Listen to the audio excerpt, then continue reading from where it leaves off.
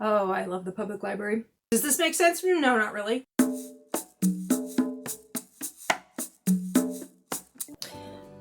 Hi, I'm Sock Marionette, also known as Bargain Counter Argument. I'm a middle-aged lady in a tiara talking about books after hours. Yes, it's time for Bargain Counter Argument after hours. The segment on my channel where I talk about things that are a little more spicy, a little more dark, sometimes even kinky. Because it's after hours, and people who don't like that sort of thing can skip it more easily than in my other wrap-ups and library returns videos. So, the candle is lit, the lighting is indirect, and the shoes are off. I'm going to start off with talking about a book I read on as a Kindle, and that is just basically so I can show it on my computer and then close the computer because it's after hours and I don't necessarily want to think about the computer anymore. That book was, let's see if I can get this where you can actually see it. There we go. Hope that's right. Sea of Ruin by Pam Godwin. Now, I was warned about this. It does have some very, very spicy content. Oh yeah. After hours. It does have very spicy content, which is fine by me. And, however, I think the part people were worried about was the female main character really goes through a lot of stuff in this book. And it's kind of graphically described, and frankly, if even one of these multiple incidents had been something she'd had to go through, I would have understood and understood her trauma. But the fact that she went through all of it, it was like a conga line of traumatic events. So that can be a little bit rough to read about. So I would say just go ahead and look for the content warnings. It should be easy enough to Google Sea of Ruin, Pam Godwin, content warnings. I enjoyed the book. I thought it was very well written. But I would say don't go into it blind.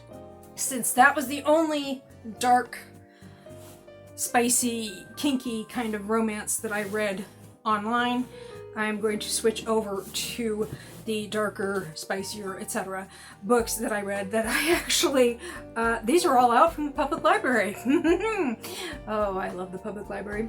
Okay, we have Sweet Obsession, which is I believe, by Katie Robert.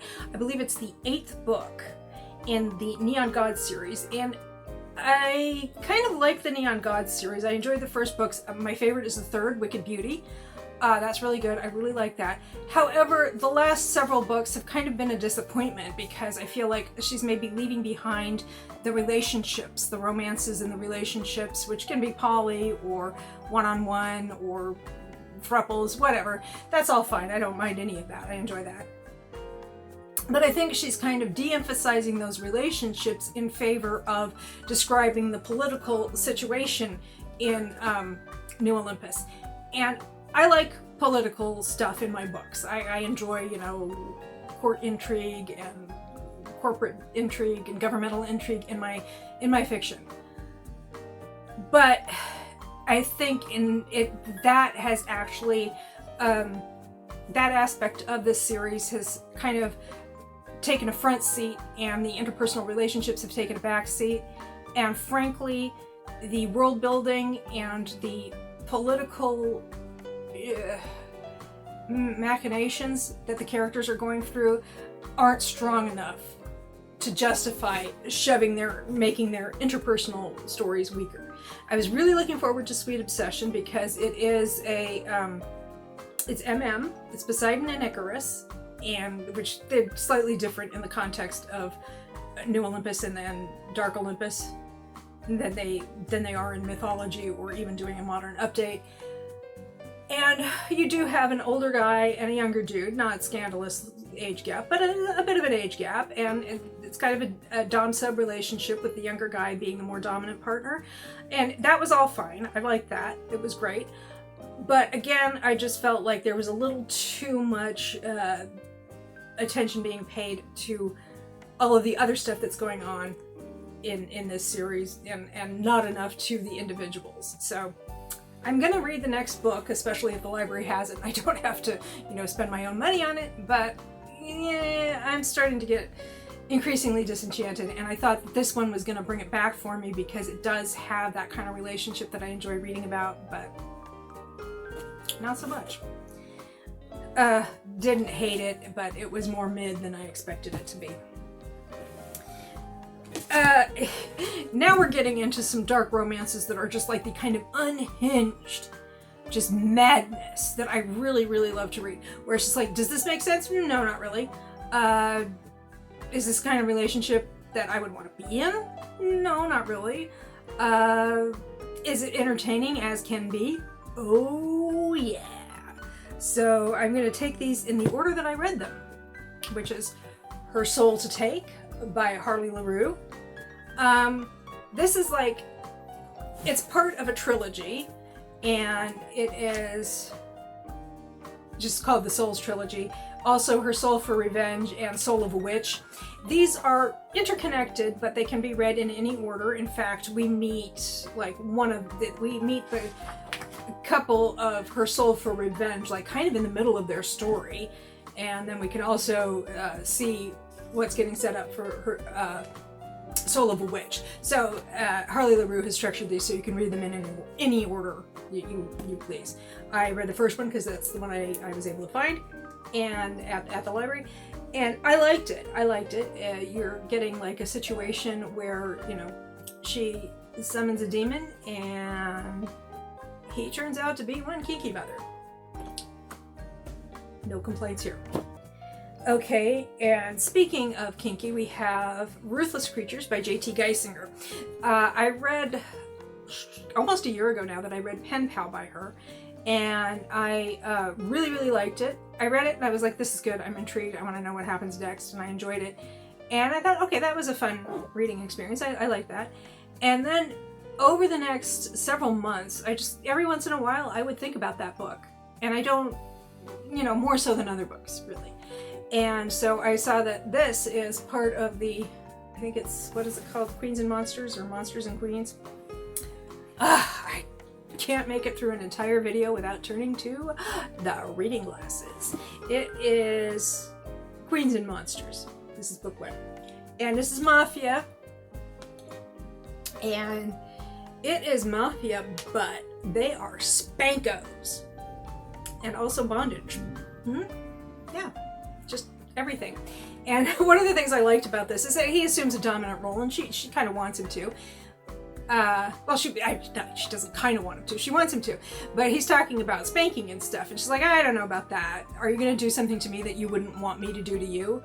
And he's like, no, I am not. So it turns out when it comes to being a spanko, he's a recipient as well as a donor. So I enjoyed that, and I think the next book in this series is, I can't remember what it's called, but I believe I can get that one from the library. The third one, I don't know if that's even out yet. And then finally in the category of dark, sort of kinky, well, what am I saying, sort of kinky? Yes, kinky. Beautiful Villain by Rebecca Kenny. This is a great Gatsby retelling. It's set in the modern day in North Carolina. So, yeah. So it's North Carolina. The green light is actually her cell phone indicating that she has a message. Nick is her cousin and he's gay, and Gatsby's a vampire. I liked this. It was absolutely unhinged. It was a travesty of a mockery, of a travesty of a sham of the original book. Did I care? No, I enjoyed it. And when I was like, it's not kinky. Yes, it's kinky. I mean, aside from the fact that he's a vampire and she's not. There's blood play, vampire. And there's also predator-prey play. Predator play? decides that she wants to be chased naked through the woods. And he is not one to not chase a lady naked through the woods. It's all consensual. There's of course violence, there's some attempts at essay, and there are some very questionable ethics around vampires and people who allow vampires to feed from them. But with all of these books, when we're getting into questionable stuff, the book knows that it's questionable. It's not like these books that you sometimes read from like the 70s or the 80s, where there's like a lot of questionable behavior and the book doesn't seem to realize that it's questionable behavior. These books know that it's problematic and questionable, and they go for it anyway. And I kind of appreciate that. I enjoy it. And if you do too, I hope you got something out of this video. I appreciate your attention and time. And you can like, share, comment, subscribe if you want to see more of this kind of thing, or don't. I'm not the boss of you. And I hope you have a good night or day.